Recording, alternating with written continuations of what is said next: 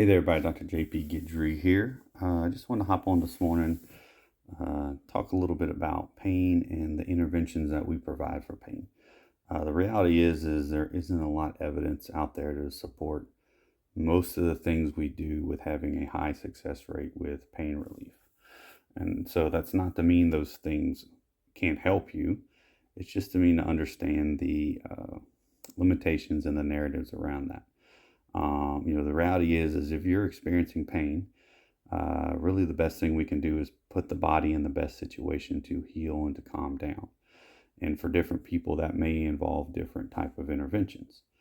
But also understanding that most of us as humans around our pain, we have functional and physical goals. So a lot of time it's not the pain that's necessarily the issue, it's what the pain is not allowing us to do. So that may be play golf, play tennis, play with our kids or grandkids, work in the garden, whatever that may be, those things that we enjoy doing. So exercise, movement, and strength training, although may not have a high correlation with necessarily directly affecting acute pain, can help us maintain and improve the physical capabilities to do those things.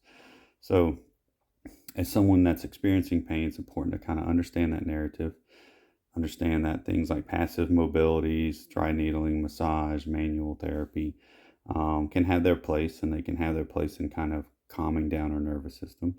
But they're no better than pretty much anything else out there as far as, fixing your pain, quote unquote. So if you're out there, the important things to understand is, if you're experiencing pain, injury, especially non-traumatic injury, things that involve surgery and broken bones and things like that are a little different animal, but same principle, just a longer time frame and more of a structured time frame. It's important to understand that, number one, we need to put the body in an environment to calm and to heal. So, Greg Lehman calls this, calm stuff down. Beyond that, we need to keep moving. We need to stay active around that. So the goal is not to just sit around and lay around. The goal is to keep you doing as many of the things you enjoy, even if we have to modify those. And then lastly is doing things to maintain those physical capabilities. So things like strength training and exercise and things, again, as we can tolerate it early on, and then as the pain gets better, progressing back to those things or progressing those things so that we can still maintain the physical capabilities to do the things we want to enjoy. And lastly is finding a medical professional that is going to be a guide to help guide you through that process, not going to limit you, not going to tell you don't do this, don't do that, not going to impose a lot of fear in you with your complaints and your concerns, but just guide you through it. But also someone that's not going to be a guru, that's not going to claim they need to fix you. You need to come see me for 36 visits or 3 times a week for however long, because you need this adjustment, you need this manual therapy, you need this needle. That's the only way you're going to get better. That's BS. And that's just kind of snake oil. That's salesman type healthcare. Everybody's going to be different in what they need and the frequency and the time frame, but a good medical professional is going to help guide you individually through that.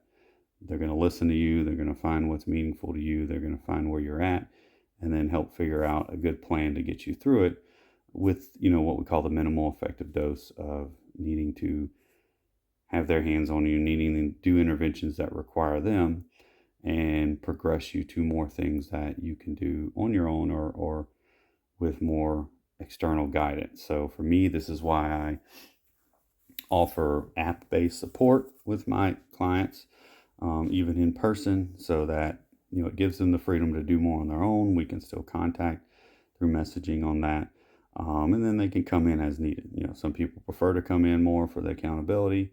If they have a flare-up, obviously we can come in and take a look at that.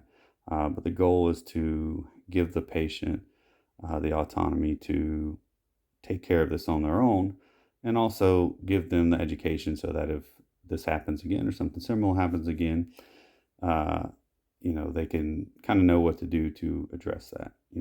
Obviously, if they need to come in, they feel like they need to come in, we take care of that. And but my goal is, I don't want someone to come to me and think they need me to fix them. I want them to come to me and utilize me as a guide to help them find the answers themselves and give them the abilities and the knowledge to understand that, to do that.